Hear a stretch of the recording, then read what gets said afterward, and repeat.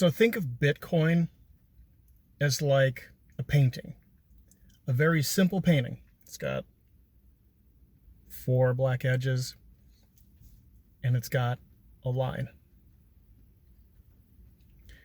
And this line is adoption, implementation, awareness, innovation.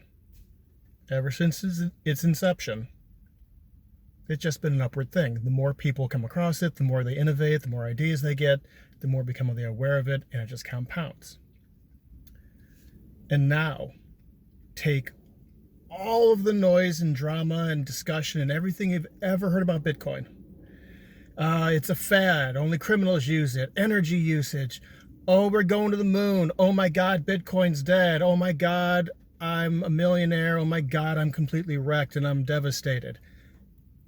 All the drama, all the noise, anything you ever heard on social media, on chat boards, on traditional media, everything.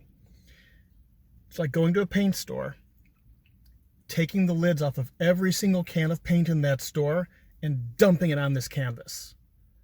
All you see is tons of noise everywhere, just this cacophony of noise. But underneath it, you have that line.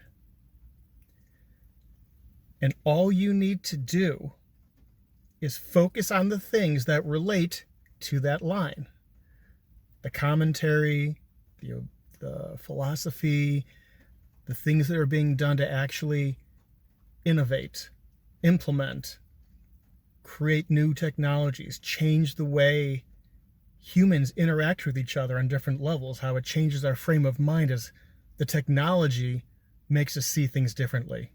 And ignore all of the noise going on. If you focus on that line, you'll be fine. Extra added part.